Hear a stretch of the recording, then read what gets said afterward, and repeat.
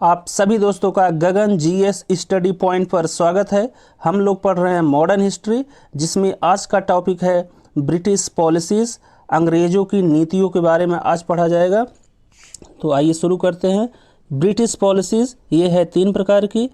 कौन कौन सी? Political policies, राजनैतिक नीति, इकोनॉमिकल पॉलिसीज़, आर्थिक नीति, और तीसरा है सोशल एंड रिलीजियस पॉलिसीज़, सामाजिक और धार्मिक नीति। पॉलिटिकल पॉलिसीज़ 2 प्रकार की होती है, सहायक संधि या सब्सिडरी अलायंस, दूसरा है हड़प नीति या डॉक्ट्रिन लैप्सेस, और इकोनॉमिकल पॉलिसीज़ या आर्थिक नीति 3 प्रकार की होती है, जमींदारी, रैयतवाड़ी और महलवाड़ी। उसके बाद सोशल एंड रिलीजियस पॉलिसी, इसमें 2 एक्ट पास हुए थे 1829 में। सती एक्ट, ये इम्पोर्टेंट है, याद रखिएगा। सती एक्ट कब पास हुआ था? 1829 में। और विधवा विवाह अधिनियम या विडोर एक्ट, ये कब पास हुआ था? 1856 में। तो सोशल एंड रिलीजियस पॉलिसी में बस यही 2 चीज़ याद रखना है कि 1829 में सती एक्ट पास हुआ था और 1856 में विधवा विवाह अधिनियम या विडोर एक्ट। उसके बाद देखते हैं राजनीतिक पॉलिसीज़ में पहला क्या है? Subsidiary alliance. तो सब्सिडरी अलायंस या सहायक संधि, तो सब्सिडरी अलायंस, तो father of subsidiary alliance Lord Dupleix को बोला जाता है। लॉर्ड डुप्ले को बोला जाता है, जो कि फ्रांस के गवर्नर थे, और इनको फादर ऑफ सब्सिडरी अलायंस कहा जाता है। इसमें क्या होता था? इंटरनल फ्रीडम था और एक्सटर्नल फ्रीडम नहीं था। इसकी शुरुआत भारत में लॉर्ड वेलेस्ली द्वारा की गई थी। लॉर्ड वेलेस्ली 1798 से 1805 तक भारत में गवर्नर थे। इसकी शुरुआत हुई भारत में कहाँ पे? तो सबसे पहले हैदराबाद 1798, मैसूर 1799 और तंजौर, जो कि तमिलनाडु में है, 1799 में। इसको शॉर्ट फॉर्म में याद करने के लिए सीक्वेंस में कि पहले कहाँ हुआ था, तो HMT याद रखिएगा,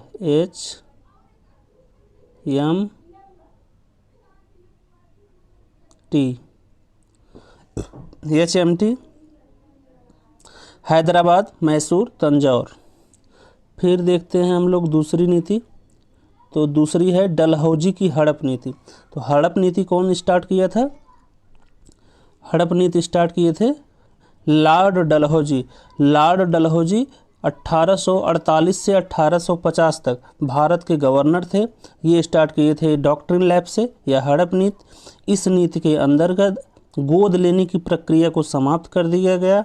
मतलब कोई अगर जिसके पास लड़का नहीं है, वो दूसरा अपना कोई लड़का एडॉप्ट नहीं कर सकता था, जिसे वो अपना राज्य पाट दे।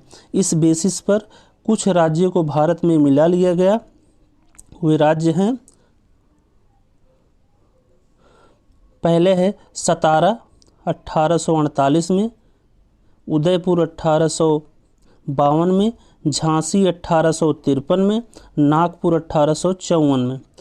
और इसी क्रम में अवध को भी मिलाया गया था, लेकिन अवध को बैड गवर्नेंस के आधार पर मिलाया गया था। ये क्रम याद रखने के लिए, या कौन कौन से राज्य मिलाए गए थे on the basis of doctrine lapse, ये चीज़ याद रखिएगा शॉर्ट फॉर्म में सूजना, मतलब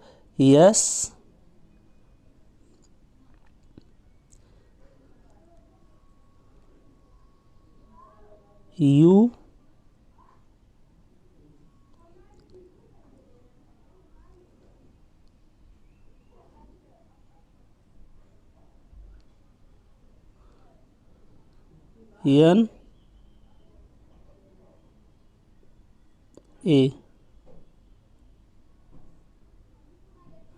पेन यार खराब हो गई हमारी, तो देख लीजिएगा। सूजना SUJNA, सूजना, सतारा, उदयपुर, झांसी, नागपुर और अवध। फिर उसके बाद देखिएगा, तो इकोनॉमिकल पॉलिसीज़ में सबसे पहले है जमींदारी। जमींदारी स्टार्ट किया था? कौन स्टार्ट किया था? तो लॉर्ड कॉर्नवालिस ने 1790 में ये लॉर्ड कॉर्नवालिस लाया था जमींदारी को।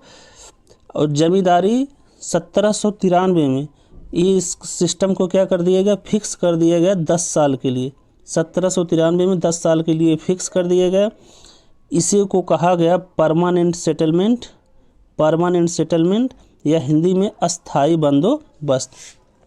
अब देखिए जमींदारी में क्या होता था कि किसी भूखंड को किसी लैंडलॉर्ड को दे दिया जाता था ब्रिटिश गवर्नमेंट की तरफ से, और लैंडलॉर्ड या भूस्वामी की ये जिम्मेदारी होती थी कि उस ज़मीन से राजस्व वसूल करके ब्रिटिश या ईस्ट इंडिया कंपनी को दे।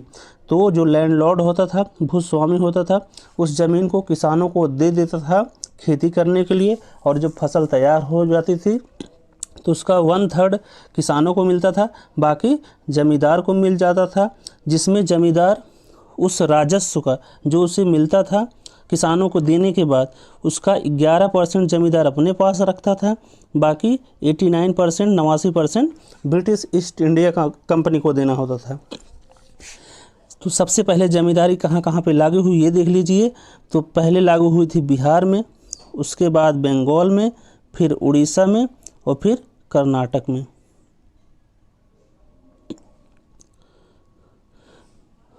तो ये होगी पहली इकोनॉमिकल पॉलिसीज़ ब्रिटिश गवर्नमेंट की।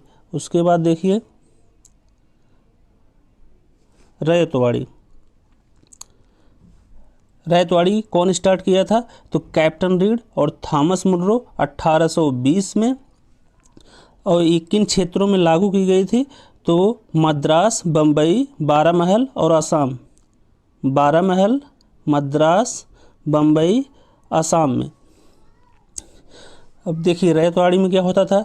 रैयतवाड़ी में जो रजिस्टर्ड किसान थे या फार्मर्स थे उनको क्या ज़मीन का मालिकाना हक दे दिया गया कैप्टन रीड और थॉमस मुनरो के द्वारा। जब ये रैयतवाड़ी लाए तो मालिकाना हक देने के बाद वो अपने ज़मीन को किसी को भी बेच सकते थे या खरीद सकते थे।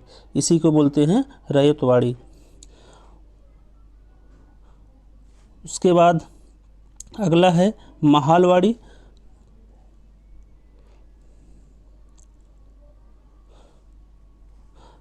महालवाड़ी, तो महालवाड़ी कौन लाया था? हार्ट मैकेंजी 1822 में। महालवाड़ी में क्या होता था? किसी ज़मीन पर किसी पर्टिकुलर आदमी का मालिकाना हक नहीं होता था, बल्कि उस ज़मीन पर किसी एक गांव समुदाय के पूरा अधिकार होता था, और उसमें किसी पर्टिकुलर इंडिविजुअल का अधिकार नहीं होता था। और उस पूरे गांव समाज या जो भी क्षेत्र होता था, या इसी को महाल बोला जाता है, उनकी ये जिम्मेदारी होती थी कि वो सरकारी राजस्व ब्रिटिश ईस्ट इंडिया कंपनी में जमा कराएं। तो इसमें क्या होता था? ज़मीन के एक टुकड़े को लगभग इसमें आई थी 33% ज़मीन तो महालवाड़ी में, और रैयतवाड़ी में 51% आई थी। तो महालवाड़ी ज़मीन के टुकड़े को पूरे ग्राम समुदाय को दे दिया जाता था, और उस गांव समुदाय की ये जिम्मेदारी होती थी कि उस वहाँ से राजस्व इकट्ठा करके ब्रिटिश सरकार को दे। कौन स्टार्ट किया था? Heart McKenzie. एरिया कौन कौन सी थी? तो यूपी, यूनाइटेड प्रोविंस बोला जाता है इसको, एमपी मिडिल प्रोविंस और पंजाब में। तो और उसके बाद है ये थोड़ा सा इम्पोर्टेंट है, इसको भी देख लीजिए। फादर ऑफ सिविल सर्विसेज किसे कहा जाता है? तो लॉर्ड कॉर्नवालिस कहा जाता है। बहुत इंपॉर्टेंट है, यूपीएसआई में 2 बार आया है। और सिविल सर्विसेज जो एग्ज़ाम होता है इसे कहा जाता है स्टील फ्रेम इन इंडिया। इसे कहा जाता है स्टील फ्रेम इन इंडिया। और सिविल सर्विसेज का एग्ज़ाम स्टार्ट कब हुआ था? तो स्टार्ट हुआ था 1853 में। इंडिया में कब स्टार्ट हुआ? इंडिया में स्टार्ट हुआ 1923 में। इसके पहले ब्रिटेन में होता था।